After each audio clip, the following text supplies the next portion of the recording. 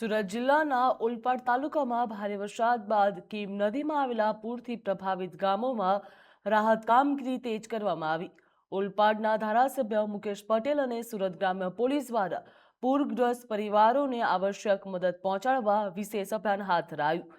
કીમ નદીના પૂરથી અસરગ્રસ્ત આશરે 10 થી 12 ગામોમાં લગભગ 2000 જેટલી આવશ્યક ચીજવસ્તુઓ ધરાવતી રાહત કીટનું વિતરણ કરવામાં આવ્યું। આ દરમિયાન ડીવાયએસપી ભગતસિંહ વનારાએ પણ અસરગ્રસ્ત પરિવારને સતત સહાય અને સુરક્ષાની ખાતરી આપી। ધારાસભ્ય મુકેશ પટેલે જણાવ્યું કે દક્ષિણ ગુજરાતમાં છેલ્લા 4 દિવસથી પડી રહેલા ભારે વરસાદના કારણે કીમ અને સાયણ વિસ્તારમાં અનેક ગામો સંપર્ક તૂટી ગયા છે।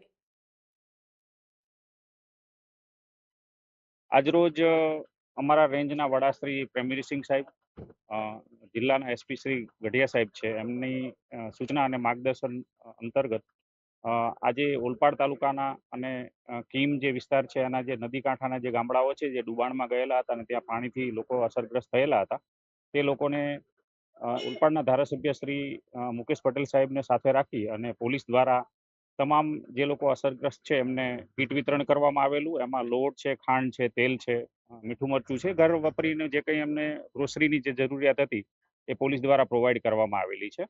અને હજુ પણ જે જગ્યાએ એ લોકોને જરૂરિયાત હશે અને જે કોલ મળશે એ પ્રમાણે પોલીસ દ્વારા જે થતી છે એ સેવા કરવામાં આવશે। છેલ્લા 4 દિવસથી દક્ષિણ ગુજરાતની અંદર ભારેથી અતિભારે વરસાદ પડવાના કારણે સુરત જિલ્લાના ઉલ્ફા તાલુકાની અંદર કીમ અને સાયણના આજુબાજુ વિસ્તારમાં ખૂબ પાણી ભરાઈ ગયું હતું। એના કારણે લગભગ 10 થી 12 ગામોના સંપર્ક તૂટી ગયા હતા। જે વિસ્તારની અંદર આદિવાસી લોકો રહે છે, નીચાણવાળા વિસ્તારની અંદર, એ આદિવાસી લોકોને ગામના લોકો સહિત સરકારના સૌ તલાટીશ્રીઓ બધા મળીને એને શિફ્ટિંગ કરીને અલગ રહેવાની વ્યવસ્થા કરી હતી। સર્વેની કામગીરી પણ લગભગ સરકારની તરફથી પૂરી કરવામાં આવી છે।